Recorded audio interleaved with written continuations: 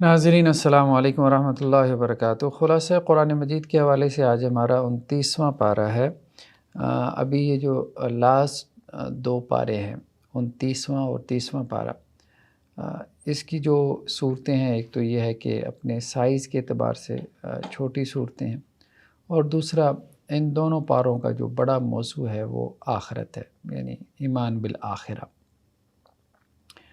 شروع میں سورہ ملک سے 29ویں پارے کا آغاز ہوتا ہے، اور سورہ ملک کے بارے میں اللہ کے رسول صلی اللہ علیہ وسلم کا معمول ہمیں ملتا ہے کہ روزانہ آپ مغرب کی نماز کے بعد سورہ ملک کی تلاوت کیا کرتے تھے، اور اسی طرح آپ صلی اللہ علیہ وسلم کی یہ حدیث بھی ہمیں ملتی ہے کہ جو شخص روزانہ سورہ ملک کی تلاوت کرتا ہے تو عذاب قبر سے یہ سورہ مبارکہ جو ہے وہ اس کو بچانے کا ذریعہ بن جائے گی۔ یعنی جیسے ایک پرندہ جو ہے وہ پر پھیلا لیتا ہے، تو اسی طرح یہ سورہ جو ہے وہ اپنے پر پھیلا کے اس شخص کو اپنے آغوش میں لے لے گی کہ جو اس کی روزانہ تلاوت کیا کرتا تھا۔ تو تلاوت میں صرف تلاوت شامل نہیں ہوتی، کیونکہ وہ لوگ تو سب عربی جانتے تھے، تو اس لیے ان کے لیے تلاوت جو ہے وہ کافی تھی۔ جو نان عرب ہیں ان کو کوشش کرنی چاہیے کہ تلاوت کے ساتھ ساتھ جو ہے وہ اس کا جو ترجمہ ہے وہ بھی ذہن نشین کریں، کیونکہ اصل مقصود یہی ہوتا ہے کہ جو سورہ کے جو مضامین ہیں ان کی طرف انسان کی توجہ رہے۔ تو فضائل کی جو بھی صورتیں ہوتی ہیں، یعنی جن صورتوں کی فضیلت ہمیں حدیثوں میں ملتی ہے، تو اس میں مقصد یہ ہوتا ہے کہ اس سورہ مبارکہ کو پڑھیں اور اس کے مضامین کی جو اہمیت ہے تو وہ انسان کے ذہن میں اچھے سے راسخ ہو اور انسان کی زندگی میں وہ تبدیلی لانے کا باعث بنے۔ تو گویا فضیلت کے ذریعے سے قرآن کی اہم صورتوں کی طرف متوجہ کیا جاتا ہے کہ انسان کے مطلب جی میں جو ہے وہ لالچ ہے، اور اسے لگتا ہے کہ جی تھوڑے سے کام سے اگر زیادہ نفع حاصل ہو رہا ہے تو اس کی اس طرف رغبت ہو جاتی ہے۔ تو فضیلت جو ہے وہ صورت کی وہ اس وجہ سے مطلب اس کی ایک بڑی حکمت یہ بھی ہوتی ہے کہ لوگ اس صورت کی طرف متوجہ ہوں اور اس کے مضامین پہ غور کرنے کا ایک جو ہے وہ ذریعہ بن جائے۔ تو شروع آیات میں اللہ تعالیٰ کی تخلیق میں کمال اور جمال جو دو چیزوں کا ذکر ہے۔ فرمایا گیا کہ الذی خلق سبع سماوات طباقا، اللہ وہ ذات ہے جس نے 7 آسمان طے در طے پیدا کیے۔ ما تری فی خلق الرحمن من تفاوت، رحمان کی تخلیق میں تمہیں کوئی کمی کوتاہی یا نقص نظر نہیں آئے گا۔ فارجع البصر، پھر ذرا اپنی نگاہ اٹھا کے دیکھو، یعنی آسمانوں کی طرف دوبارہ دیکھو۔ حل تری من فطور، تمہیں کوئی آسمانوں میں کوئی کمی کوتاہی، کوئی شگاف، کوئی پھٹن کچھ نظر آتا ہے؟ ثم ارجع البصر، پھر ذرا نگاہ دوڑا کے دیکھو، کرتین 2 مرتبہ، ینقلب الیک البصر حاسیا وهو حسیر، تمہاری نگاہ تھک ہار کے واپس آ جائے گی، لیکن تم اللہ کی تخلیق میں کوئی کمی کوتاہی نہیں نکال پاؤ گے۔ تو یہ گویا کہ اب دیکھیں کہ اللہ تعالیٰ کی تخلیق کتنی جامع ہے اور کتنی معنی ہے اللہ تعالیٰ کی یہ جو کریشن ہے۔ تو آج سائنس میں جو کچھ آپ کہہ لیں کہ جی نئی نئی جو ہے وہ اکتشافات ہو رہے ہیں، ڈسکوریز ہو رہی ہیں، نئی نئی چیزیں جو ہے وہ سامنے آ رہی ہیں۔ پہلے جو ہے وہ ہبل ٹیلیسکوپ تھی، پھر جیمز ویب آ گئی، اب اس کے ذریعے سے جو کچھ پکس ہم تک کائنات کی پہنچ رہی ہیں، تو اس سے ایک بات تو یہ ذہن میں یا انسانوں کے سامنے آ رہی ہے کہ یہ کائنات بہت وسیع ہے، اور دوسرا یہ ہے کہ اس میں کمال درجے کی آپ کہہ لیں کہ انتہا درجے کی اس میں انٹیلیجنس اور ذہانت جو ہے وہ موجود ہے، اور دوسرا کمال درجے میں جو ہے وہ اس میں جمال اور حسن اور خوبصورتی موجود ہے۔ مطلب اب تو سائنسز کے اندر، میٹیریل سائنسز میں باقاعدہ یہ جو یونیورس کی جو سمیٹری ہے، یہ باقاعدہ ایک سبجیکٹ کے طور پہ، ایک کورس کے طور پہ جو ہے وہ پڑھائی جاتی ہے۔ تو خیر بہرحال اللہ تعالیٰ یہی چیز جو ہے وہ بہت ایک آسان فہم انداز میں انسان سے مخاطب ہو کے کہہ رہے ہیں کہ دیکھو اللہ تعالیٰ نے اتنی بڑی کائنات پیدا کی، اور اللہ تعالیٰ کی اس تخلیق کے کمال میں کوئی نقص تم نہیں نکال سکتے، اس کے جمال میں کسی جگہ پہ تمہیں انگلی رکھنے کی گنجائش نہیں ملے گی۔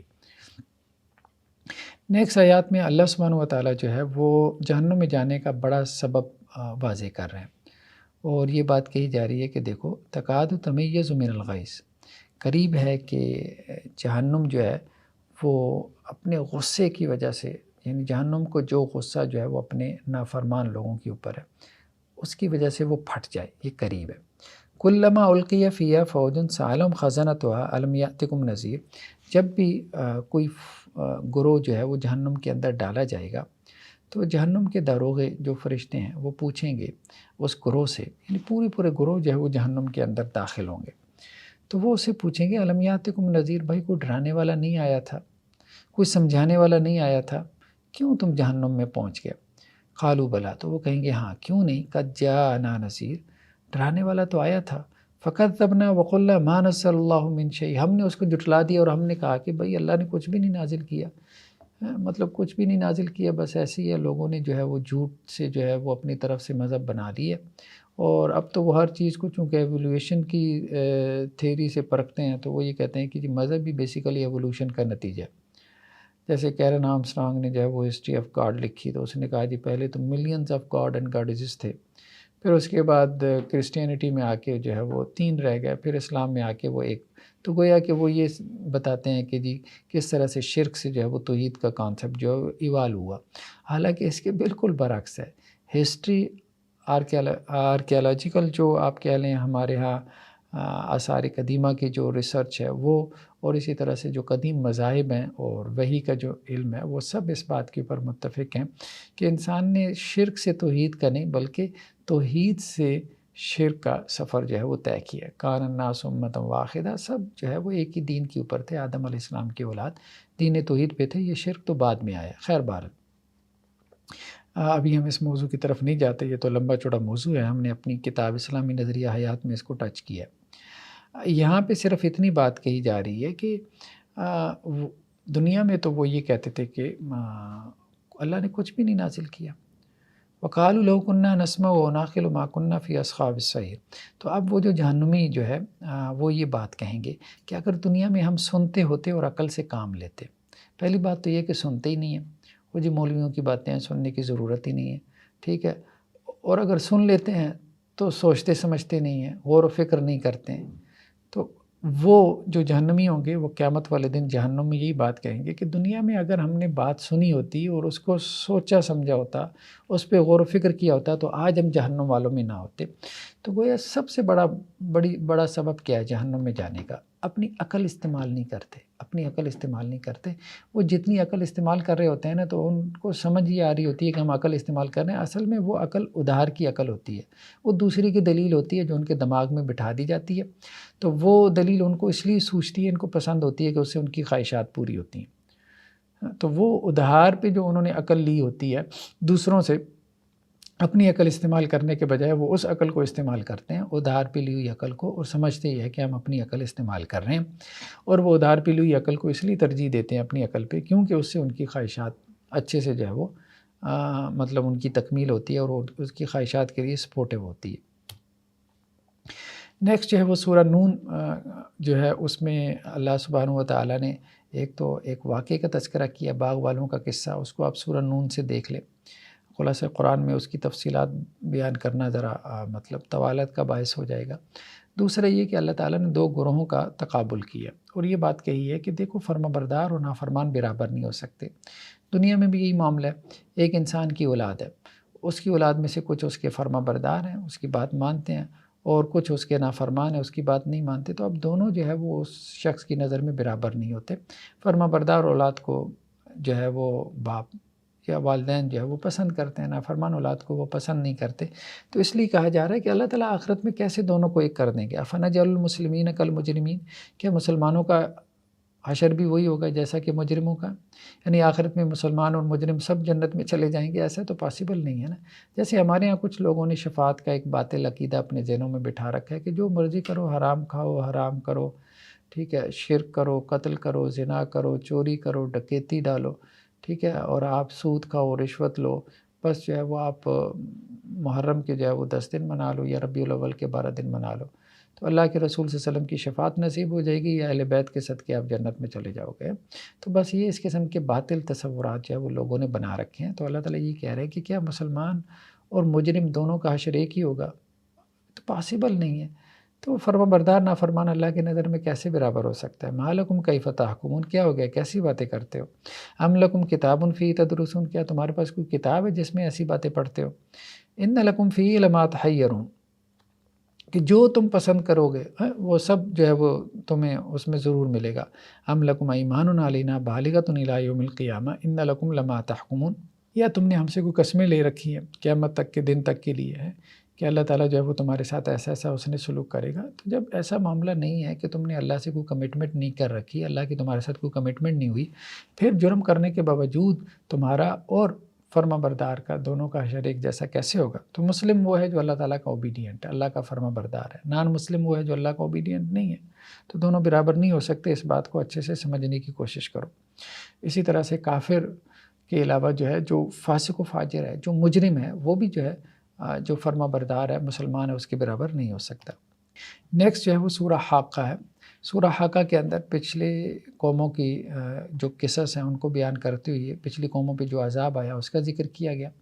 تذکیر بایام اللہ، اللہ کے بڑے بڑے دن جو پچھلی قوموں پہ آئے اس کے ذریعے سے اللہ تعالیٰ یاد دہانی کروانا چاہتے ہیں کہ دیکھو وہ قومیں اس لیے تباہ ہو گئیں کہ انہوں نے اللہ اور اس کے رسول کی پیروی نہیں کی۔ تو یہاں پہ شروع میں جو ہے وہ قوم سمود کا تذکرہ ہے اور قوم عاد کا ذکر ہے۔ تو کہا جا رہا ہے کہ الحاقہ ملحاقہ وما ادراک ملحاقہ، سچ ثابت ہو جانے والی، سچ ثابت ہو جانے والی کیا، اور تمہیں کیا معلوم کہ سچ ثابت ہو جانے والی کیا؟ یعنی مراد قیامت ہے۔ قیامت جو ہے وہ حق اور سچ ہے۔ کذب ثمود و عاد بالقاریہ، قوم ثمود اور قوم عاد دونوں نے قیامت کو جھٹلایا۔ فاما ثمود فہلکوا بالطاغیہ، قوم ثمود کو تو اللہ سبحانہ و تعالیٰ نے جو ہے وہ ایک زور کی تیز و تند جو ہے وہ کڑک کے ذریعے سے ہلاک کیا۔ واما عاد فہلکوا بريح صرصر عاتیہ، اور قوم عاد ان کے اوپر تیز و تند ہوائیں چلائی گئیں، تیز آندھی طوفان جھکڑ۔ سخرها علیہم 7 لیال و 8 ایام، 7 راتیں اور 8 دنوں تک وہ تیز و تند ہوا ان کے اوپر چلتی رہی، ٹھیک ہے، اور وہ ان کو اٹھا اٹھا کے جو ہے وہ پھینکتی رہی۔ اور جب اللہ تعالیٰ کی طرف سے وہ جو ہوا کا عذاب آیا تھا وہ ختم ہوا، وہ رکا تھما، تو وہ قوم کے لوگ ایسے پڑے ہوئے تھے اپنے جو ہے وہ میدانوں کے اندر، کانما جاز و نخل خاویہ، گویا کہ کھجور کے بڑے بڑے تنے۔ فہل تری لہم من باقیہ، کیا تمہیں ان میں سے کوئی نظر آتا ہے زمین پہ چلتا پھرتا؟ تو اتنی بڑی بڑی قومیں، قوم عاد جیسی جو ہے وہ قوی الجثہ اور بڑے جو ہے وہ لحیم شحیم، لمبے تڑنگے ان کے جو ہے وہ جسم تھے، یعنی کھجور کے تنوں جیسے ان کے جو ہے وہ قد تھے، لیکن وہ سب طاقت و قوت اللہ کے مقابلے میں ان کے کچھ بھی کام نہ آئی، اللہ کے عذاب کے مقابلے میں وہ ان کو بچا نہ سکی۔ تو پچھلی قوموں کا جنہوں نے نبیوں کا، رسولوں کا انکار کیا تو یہ حشر ہوا، تو آنے والی قوموں کا بھی یہی معاملہ ہوگا اگر وہ نبیوں کی دعوت پہ ایمان نہیں لائیں گے۔ نیکسٹ آیات میں حضرت نوح علیہ السلام کی حوالے سے ایک صورت ہے، سورہ نوح، اور اس میں حضرت نوح علیہ السلام کی جو آپ کہہ لیں کہ جی دعوت ہے اس کو تفصیل سے بیان کیا گیا، اور کہا یہ جا رہا ہے کہ حضرت نوح علیہ السلام نے اپنی قوم کے لوگوں سے کہا کہ دیکھو انی دعوت قومی لیلا و نہارا، کہ میں نے اے پروردگار، یعنی حضرت نوح علیہ السلام اپنے رب سے شکوہ کر رہے ہیں کہ اے میرے پروردگار، میں نے اپنی قوم کو دن میں بھی دعوت دی، رات میں بھی دی، لیکن جیسے جیسے میں ان کو پکارتا تھا، دعوت دیتا تھا، وہ بھاگتے چلے جاتے تھے۔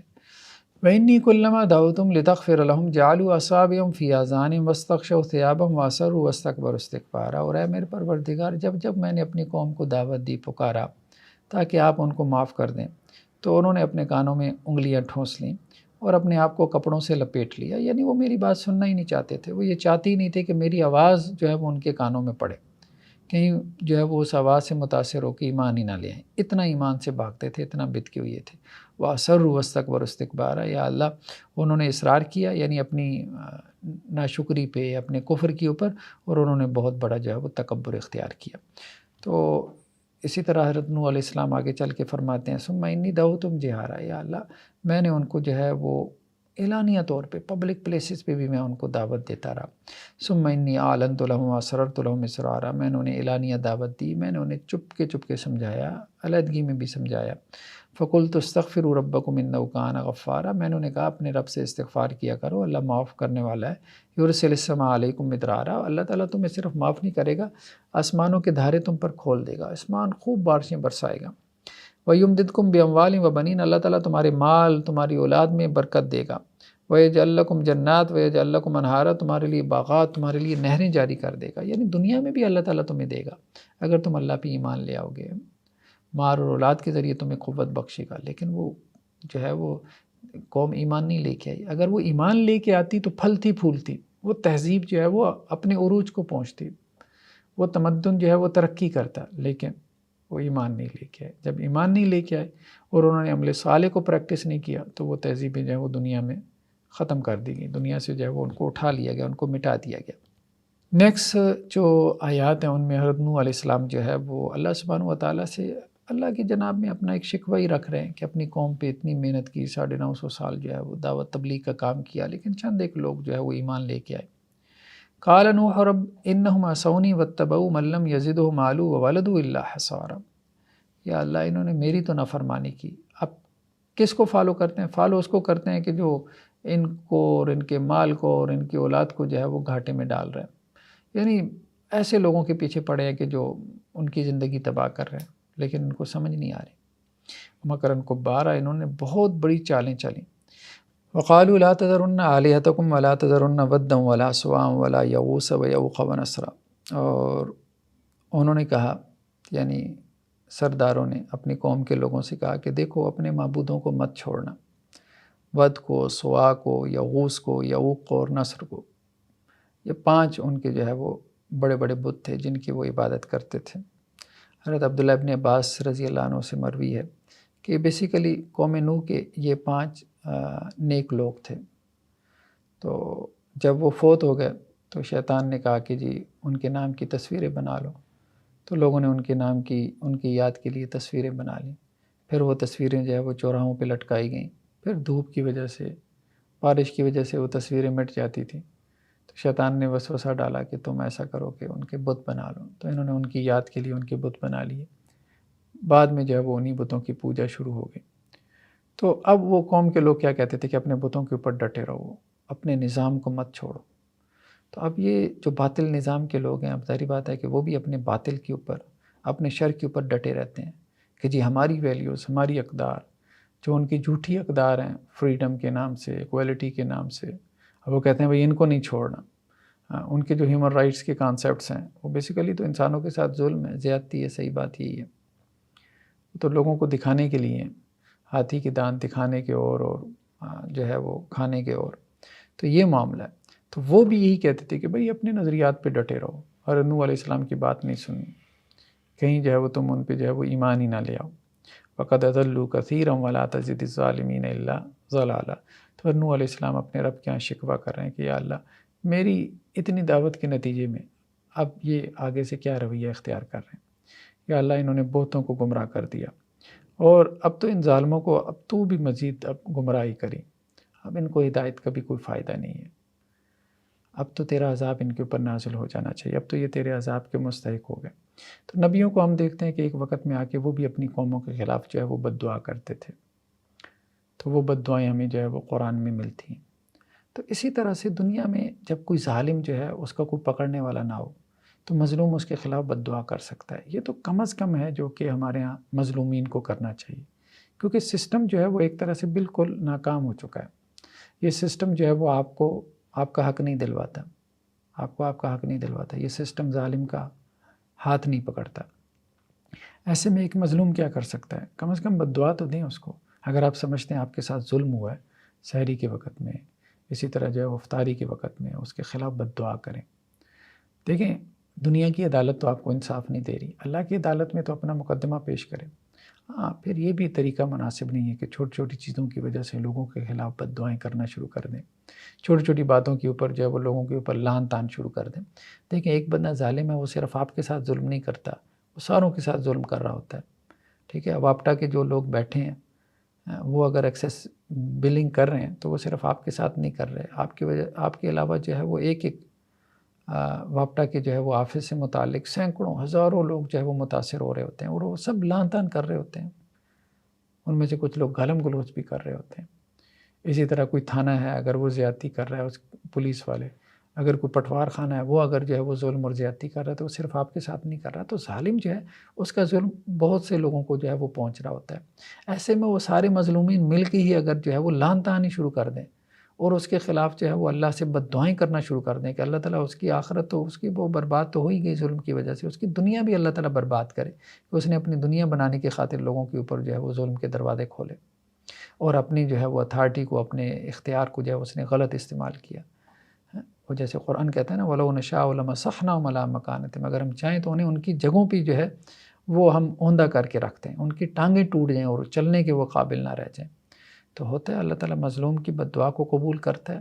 ٹھیک ہے، اور بہت سے ظالم جو ہے وہ دنیا میں فالج کی وجہ سے مر جاتے ہیں، ان کا ایکسیڈنٹ ہو جاتا ہے، ان کی ٹانگیں ٹوٹ جاتی ہیں، ان کی اولادیں نافرمان ہو جاتی ہیں، وہ بستر کے اوپر ایڑیاں رگڑ رگڑ کے مرتے ہیں، اور پھر ان کو آخر وقت میں یاد آتا ہے کہ ہم نے لوگوں کے ساتھ ظلم کیا۔ تو یہ ہے، یہ کم از کم اس سے کم از کم جو ہے جو مظلوم ہیں ان کے سینوں کو جو ہے وہ ٹھنڈک مل سکتی ہے کہ اللہ تعالیٰ نے آخرت میں تو عدالت لگانی ہے، دنیا میں اللہ تعالیٰ کچھ عدالت لگا دے اور ظالم کو جو ہے وہ پکڑ کے دکھا دے، اس سے کچھ ٹھنڈک مل سکتی ہے، لیکن اس کے لیے جو ہے وہ ایک بد دعا کی تحریک چلانے کی ضرورت ہے، اور یہ بد دعا اجتماعی طور پہ جو ہے وہ مساجد میں ہونی چاہیے، اجتماعی طور پہ ہونی چاہیے کہ اللہ تعالیٰ ظالموں کے اوپر لعنت کرے، اللہ تعالیٰ رشوت لینے والوں کے اوپر لعنت کرے، اللہ تعالیٰ سود خوروں کے اوپر لعنت بھیجے۔ اور یہ اللہ کے رسول صلی اللہ علیہ وسلم نے لعنتیں کی ہیں، جن جن کے اوپر اللہ کے رسول صلی اللہ علیہ وسلم نے لعنتیں کی ہیں، جن کے اوپر لعنت کرنا تو سنت ہے۔ اب اس سنت کے اوپر عمل کرتے ہوئے مولوی صاحب کو چاہیے کہ مسجد میں دعا کرے اور سارے لوگ جو ہے اس کے اوپر آمین کہیں۔ اب اس سے کیا ہوگا، ایک تو یہ ظالموں کا مجمع چھٹ جائے گا، یہ مسجد میں آنے سے جو انہوں نے جو ہے وہ ایک آڑ لے رکھی ہے، آڑ کیا لے رکھی ہے کہ پیچھے سے ظلم کرتے ہیں اور مسجد میں آ کے جو ہے وہ نیک بنتے ہیں، حلیہ جو ہے اپنا مذہبی لوگوں جیسا بنا لیے، ٹھیک ہے، اپنے آپ کو نیک ثابت کرنے کے لیے، اپنے ظلم کو جو ہے وہ جائز قرار دینے کے لیے۔ تو اگر وہ مسجد میں ان کے خلاف لعنت شروع ہو جائے گی تو دوسرے دن مسجد آنا ہی بند کر دیں گے، کیونکہ ان کے دل میں چور ہے، انہیں پتہ ہے کہ ہم رشوت خور ہیں، اور یہاں جو ہے وہ 500-700 کا مجمع جو ہے وہ لعنت بھیج رہا ہے رشوت لینے والے کے اوپر، ظلم کرنے والے کے اوپر، اور ہم ظالم ہیں، ٹھیک ہے، تو وہ فوراً جو ہے وہ مسجد آنا چھوڑ دیں گے۔ ظلم تو انہوں نے چھوڑنا کوئی نہیں، ہاں الا ماشاء اللہ، جس کو اللہ تعالیٰ ہدایت دے دے۔ تو یہ کام ہے کہ نبی جو ہے وہ پھر ایک وقت میں آ کے پھر بد دعا کرتے تھے، اور اس بد دعا کی وجہ سے کیا ہے اللہ کا عذاب نازل ہوتا تھا اور اس قوم کو صفحہ ہستی سے مٹا دیا جاتا تھا۔ تو آج بھی پہلے تو آپ یہ ہے کہ ظالم کو بتائیں اور اسے بتائیں تم ظلم کر رہے ہو اور یہ تم ٹھیک نہیں کر رہے، اور تم میرے ساتھ نہیں بہت سوں کے ساتھ کر چکے ہو، اللہ کے عذاب سے ڈر جاؤ اور اپنی اصلاح کر لو۔ اگر پھر بھی اصلاح نہیں کرتا تو اس کے خلاف بد دعا کریں، اور اللہ کے ہاں جو مظلوم کی بد دعا وہ قبول ہوتی ہے، تھوڑی سی دیر ہو جائے گی لیکن اللہ تعالیٰ قبول کرتے ہیں، اور اس میں دوسرے جو مظلومین ہوں گے انشاءاللہ سے ان کی بد دعا بھی پھر جو ہے وہ اس کو لگے گی، ان کا جو اس نے حق مارا ہے نا اس کا بھی وہ نتیجہ دنیا میں کچھ نہ کچھ پالے گا۔ اس طرح سے ہو سکتا ہے کہ کچھ اور شر پسند، کچھ اور ظالم جو ہے جو سرکاری محکموں میں بیٹھے ہیں اور لوگوں کے ساتھ ظلم کر رہے ہیں کرپشن کے ذریعے سے، رشوتیں کھا کھا کے، تو شاید ان میں سے کچھ کو عقل آئے اور وہ ڈر جائیں جب وہ دیکھیں کہ ان کے ساتھیوں کے اوپر کچھ جو ہے وہ اللہ کی پکڑ اور عذاب آ رہا ہے، تو اس سے وہ ڈر جائیں اور وہ کچھ اپنی اصلاح کر لیں، شاید اس طرح، ورنہ اس سسٹم سے تو کوئی امید رکھنا بہت مشکل ہے۔ نیکسٹ سورہ جن ہے، سورہ جن میں جو ہے وہ جنات کے حوالے سے کچھ چیزوں کو نقل کیا گیا ہے، اور خاص طور پہ جنات کی ایک تقریر ہے جو انہوں نے اپنے حوالے سے نقل کی ہے، یعنی جنات کا اپنے بارے میں جو ایک بیان ہے اس کو قرآن نے ان کی زبانی جو ہے وہ نقل کیا، اور اس میں یہ بات بھی ہے کہ جس طرح انسانوں میں نیک اور بد موجود ہے، جس طرح انسانوں میں مومن اور فاسق و فاجر موجود ہیں، جس طرح انسانوں میں مسلمان اور کافر موجود ہیں، اسی طرح کا معاملہ جنات کا بھی ہے۔ تو وہ کیا کہہ رہے ہیں، وَأَنَّا مِنَّ الْمُسْلِمُونَ وَمِنَ الْقَاسِطُونَ، کہ ہم جنات میں کچھ ایسے ہیں جو مسلمان ہیں، اللہ اور اس کے رسول کے فرما بردار ہیں، اور کچھ ایسے بھی ہیں جو کہ ظالم ہیں، نافرمان ہیں۔ فَمَنْ أَسْلَمَ فَأُولَٰئِكَ تَحَرَّوْا رَشَدًا، تو جو تو اسلام جنہوں نے قبول کر لیا تو وہ تو سیدھے راستے کے اوپر ہیں۔ وَأَمَّا الْقَاسِطُونَ فَكَانُوا لِجَهَنَّمَ حَطَبًا، اور جو نافرمان ہیں، جو ظالم ہیں، گناہ گار ہیں، تو وہ جہنم کا ایندھن بننے والے ہیں۔ نیکسٹ جو ہے وہ سورہ مزمل ہے۔ سورہ مزمل کی جو شروع کی آیات ہیں یہ ابتدائی قرآن مجید کی نازل ہونے والی آیات میں سے ہیں۔ تو اللہ کے رسول صلی اللہ علیہ وسلم کو سورہ مزمل کے آغاز میں یہ بات کہی جا رہی ہے کہ رات کو آپ نے قیام کرنا ہے۔ آپ صلی اللہ علیہ وسلم جو تبدیلی لے کے آئے بیسیکلی دیکھیں، اس میں اللہ کے رسول صلی اللہ علیہ وسلم نے دو کام کیے، ایک تو رات کا قیام کیا قرآن مجید کے ساتھ اور اللہ کے ساتھ اپنے تعلق کو مضبوط کیا، اور پھر دن میں جو ہے وہ بازاروں میں جا کے تبلیغ کا کام کیا۔ تو رات کا قیام اور دن میں جو ہے وہ دعوت اور تبلیغ، یہ وہ دو نمایاں پلرز ہیں جن کے اوپر جو ہے وہ رسول اللہ صلی اللہ علیہ وسلم کی جو دعوت ہے یا دعوت کا عمل ہے وہ کھڑا نظر آتا ہے۔ یعنی ہم یہ کہہ سکتے ہیں کہ دعوت کا جو نبوی منہاج ہے وہ بیسیکلی دو پلرز کے اوپر کھڑا ہے، ایک یہ کہ رات کو قیام کرے اور اللہ سے مانگتا رہے بندوں کی ہدایت کے حوالے سے، اور دن میں جو ہے وہ بندوں کا پیچھا کرے اور ان تک اللہ کا میسیج اور پیغام پہنچائے، خود مطلب ان کے پاس جا کے، جیسے کہ اللہ کے رسول صلی اللہ علیہ وسلم جو ہے وہ قبائل کے پاس اور لوگوں کے پاس جا جا کے ان کو دعوت دیتے تھے، جسے ہم کہتے ہیں کہ جی کنواں نہ بنے بلکہ بادل بنے، بادل لوگوں کے پاس جا کے ان کو سیراب کرتا ہے، کنویں کے پاس جو ہے وہ آپ کو جانا پڑتا ہے سیراب ہونے کے لیے۔ تو کہا جا رہا ہے قم اللیل الا قلیلا، کہ اے نبی صلی اللہ علیہ وسلم آپ رات کو قیام کریں، ہاں اگر درمیان میں سے جو ہے وہ کچھ تھوڑا سا رات کو آرام کرنا چاہیں تو وہ بھی کر لیں، نصفہ او انقص منہ قلیلا، آدھی رات قیام کر لیں، یا پھر یہ ہے کہ کچھ تھوڑا سا کم کر لیں، یعنی آدھی رات سے کم کر لیں مطلب 1/3 رات، او زد علیہ، یا آدھی رات سے کچھ زیادہ کر لیں یعنی 2/3 آف دا نائٹ، 2/3 رات قیام کریں، ورتل القرآن ترتیلا، اور کرنا کیا ہے کہ قرآن جو ہے وہ ٹھہر ٹھہر کے پڑھنا ہے، یعنی راتوں کو جاگنا ہے تہجد کے ٹائم، 1/3 رات یا نصف رات یا 2/3 رات، یہ اللہ کے رسول صلی اللہ علیہ وسلم کا قیام ہوتا تھا۔ اور آپ صلی اللہ علیہ وسلم تہجد کی نماز میں کرتے کیا تھے؟ اللہ کے رسول صلی اللہ علیہ وسلم جو ہے وہ کثرت سے قرآن مجید پڑھا کرتے تھے۔ تو حضرت عبداللہ ابن عباس رضی اللہ عنہ فرماتے ہیں کہ ایک مرتبہ انہیں اللہ کے رسول صلی اللہ علیہ وسلم کے گھر میں رات گزارنے کے مطلب اتفاق ہوا، ابھی ان کی عمر چھوٹی تھی، آپ صلی اللہ علیہ وسلم رات کو تہجد کے لیے بیدار ہوئے تھے، وہ بھی بیدار ہو گئے اور وہ بھی آپ صلی اللہ علیہ وسلم کے ساتھ آ کے کھڑے ہو گئے، تو اللہ کے رسول صلی اللہ علیہ وسلم نے سورہ بقرہ شروع کی، تو حضرت عبداللہ ابن عباس کہتے ہیں کہ میں نے یہ سوچا کہ شاید آپ صلی اللہ علیہ وسلم 100 آیات کے بعد رکوع کریں گے، لیکن اللہ کے رسول صلی اللہ علیہ وسلم نے رکوع نہیں کیا بلکہ سورہ بقرہ کو مکمل کیا۔ پھر آپ صلی اللہ علیہ وسلم نے جو ہے میں نے سوچا کہ سورہ بقرہ مکمل کرنے کے بعد رکوع کریں گے، لیکن آپ صلی اللہ علیہ وسلم نے اس کے بعد بھی رکوع نہ کیا۔ اس کے بعد آپ صلی اللہ علیہ وسلم نے جو ہے وہ سورہ آل عمران کا آغاز کیا، پھر آپ نے سورہ آل عمران مکمل کر لی، اور میں نے سوچا کہ آپ صلی اللہ علیہ وسلم سورہ آل عمران مکمل کر کے رکوع کریں گے، لیکن آپ نے پھر سورہ نساء کا آغاز کیا، اور سورہ نساء بھی آپ نے ایک ہی رکعت میں مکمل کر لی، گویا اس طرح سے کوئی 6 پارے آپ صلی اللہ علیہ وسلم نے ایک رکعت میں مکمل کیے۔ تو اللہ کے رسول صلی اللہ علیہ وسلم کا قیام اللیل بہت طویل اور لمبا ہوتا تھا، یہاں تک کہ آپ کے پاؤں میں جو ہے وہ ورم پڑ جاتا تھا، یعنی پاؤں جو ہے وہ سوج جاتے تھے رات کو قیام کرنے کی وجہ سے، اتنا لمبا آپ صلی اللہ علیہ وسلم قیام کیا کرتے تھے۔ اس کی وجہ یہ ہے کہ قرآن یہ کہہ رہا ہے کہ ان ناشیۃ اللیل ہی اشد وطئا واقوم قیلا، کہ تربیت کا جو بہترین طریقہ کار ہے، یعنی تم اپنے نفس کی تربیت کرنا چاہتے ہو تو اس کا بہترین طریقہ کار یہ ہے کہ رات کو کھڑے رہو، قرآن کے ساتھ کھڑے رہو۔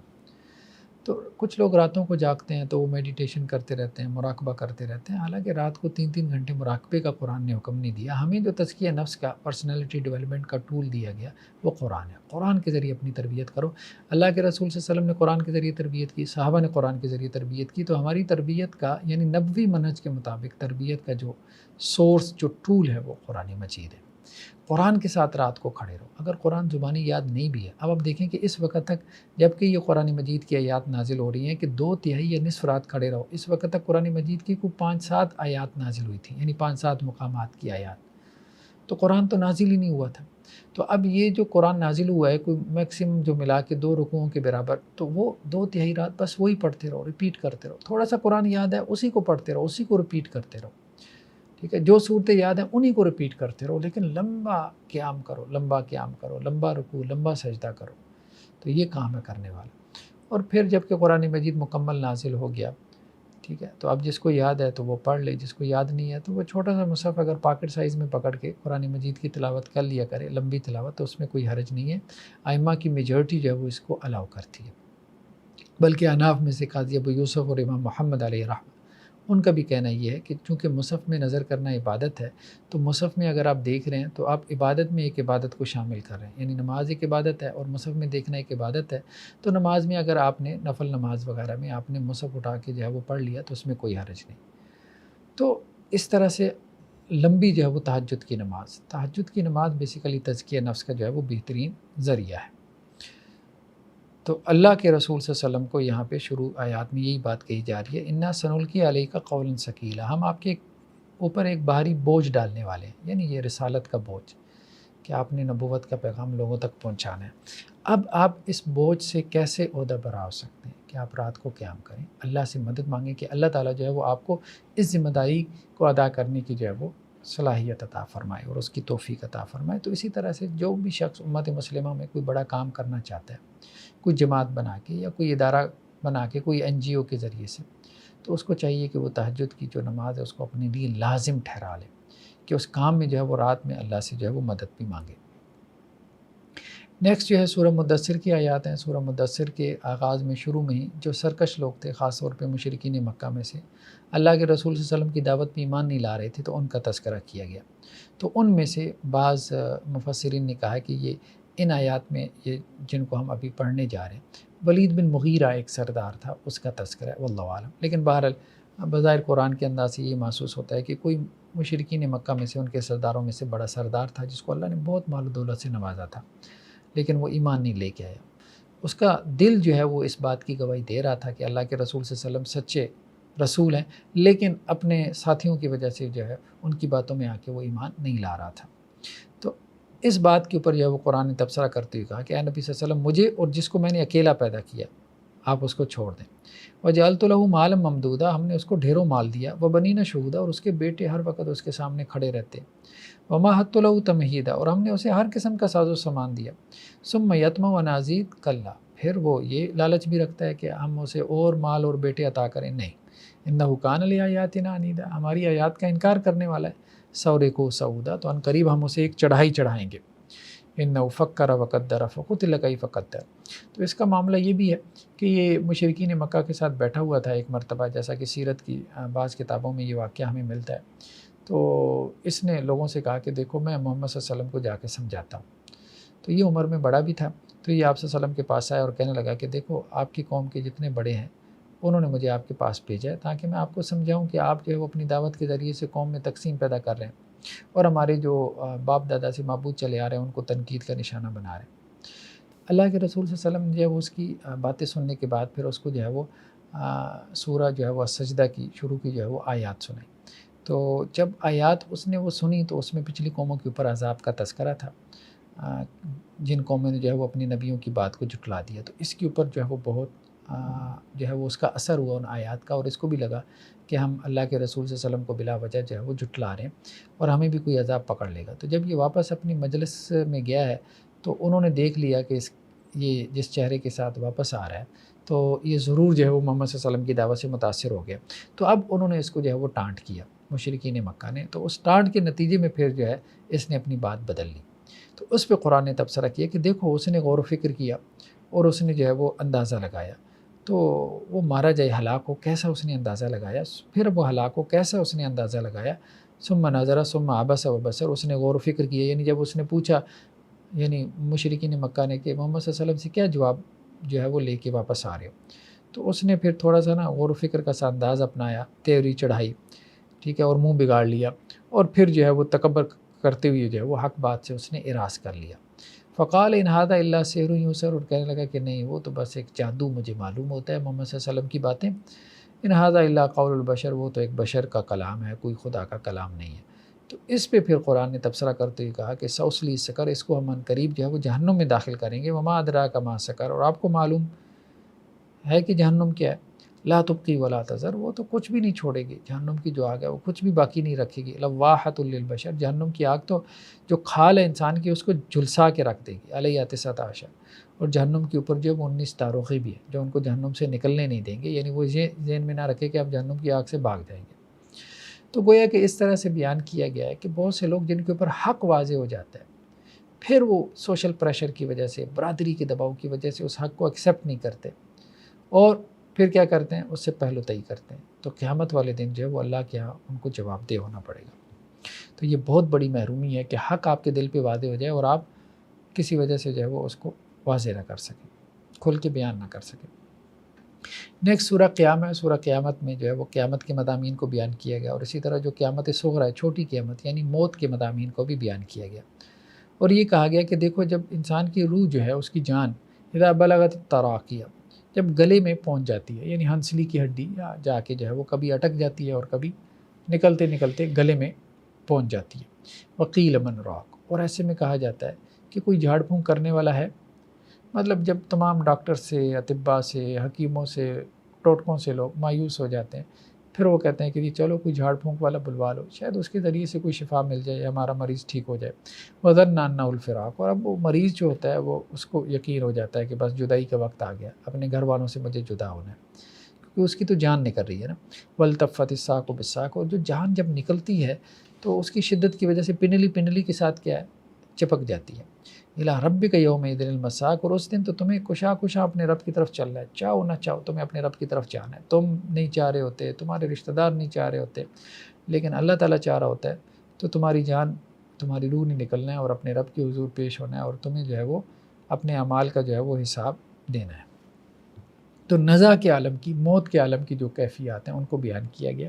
تو موت کا تذکرہ قرآن مجید بار بار اس لیے کرتا ہے کہ موت کو یاد رکھنے سے انسان جو ہے اس کو اپنا عمل درست رکھنا آسان ہو جاتا ہے، کیونکہ موت ہی اصل میں جو ہے وہ اس کا ٹھکانہ ہے۔ نیکسٹ جو ہے وہ سورہ دہر، اس کو سورہ انسان بھی کہتے ہیں۔ اللہ کے رسول صلی اللہ علیہ وسلم کا یہ معمول تھا کہ آپ جمعہ والے دن فجر کی نماز میں جو ہے وہ دوسری رکعت کے اندر سورہ انسان کی، سورہ دہر کی جو ہے وہ تلاوت کیا کرتے تھے۔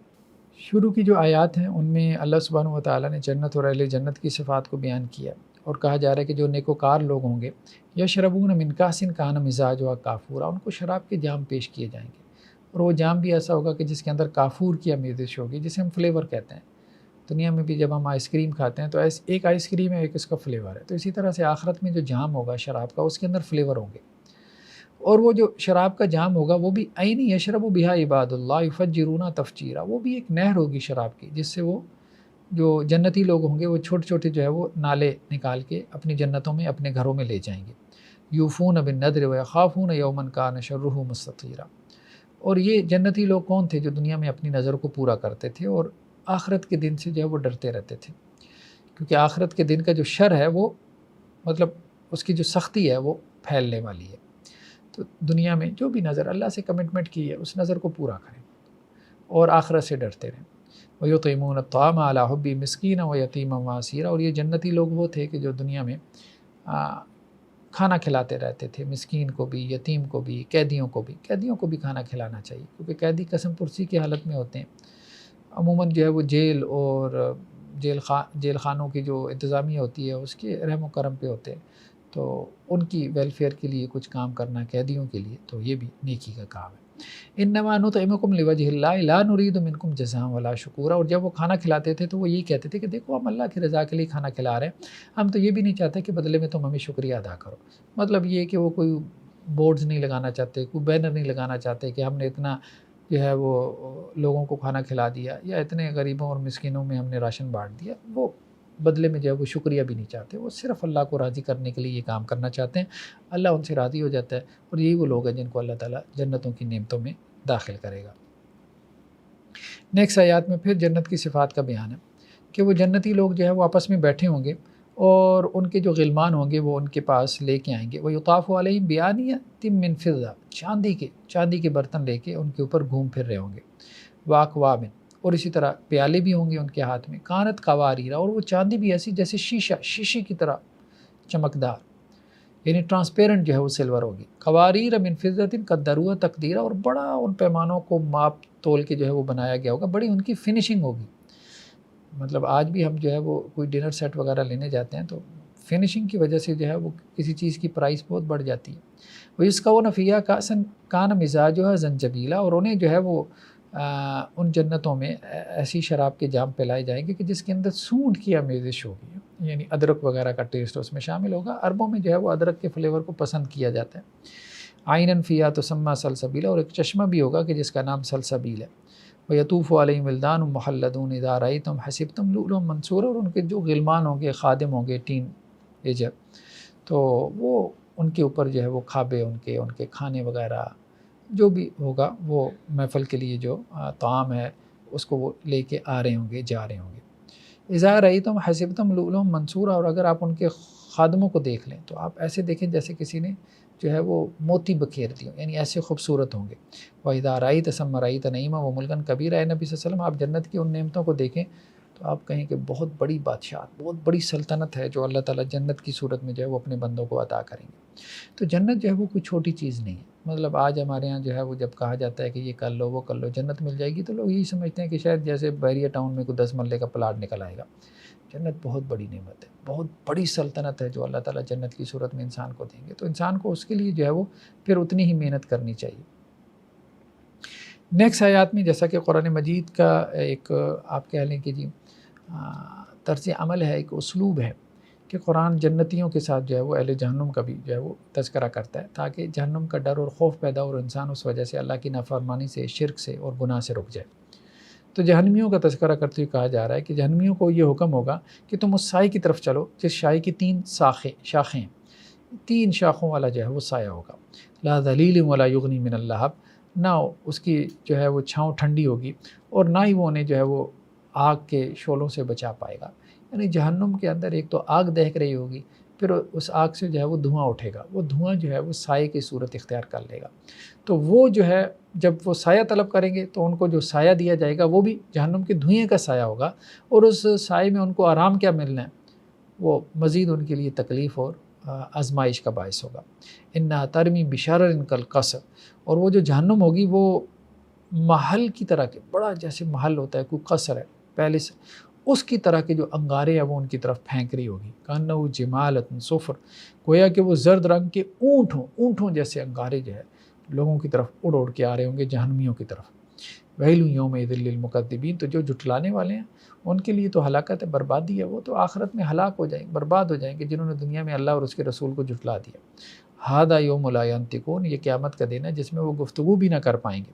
ولا یؤذن لهم فیعتذرون، اور نہ انہیں اجازت دی جائے گی کہ وہ کوئی اپنا عذر اور ایکسکیوز پیش کر سکیں۔ جیسے دنیا میں انسان جو ہے وہ عذر پیش کرتا ہے، وہاں تو عذر پیش کرنے کی بھی اجازت نہیں ہوگی، بس ٹھیک ہے اللہ کو پتہ ہے، جو تمہارے کرتوت ہیں وہ سب اللہ کے علم ہے، تو وہ بھی نہیں پوچھا جائے گا۔ تو یہ جہنم کا تذکرہ جو ہے وہ بیان کیا گیا۔ اللہ سبحانہ و تعالیٰ سے دعا ہے کہ اللہ تعالیٰ ہمیں جہنم سے بچائے اور جنت الفردوس میں داخل کرے، اور آخرت میں رسول اللہ صلی اللہ علیہ وسلم کی جو ہے وہ صحبت نصیب فرمائے، اسلام کے مطابق زندگی گزارنے کی توفیق نصیب فرمائے، اور ایمان کے اوپر ہمارا خاتمہ فرمائے، اور اس کے بعد جو ہے وہ صالحین کے ساتھ ہمارا حشر فرمائے۔ جزاکم اللہ خیرا، والسلام علیکم ورحمۃ اللہ وبرکاتہ۔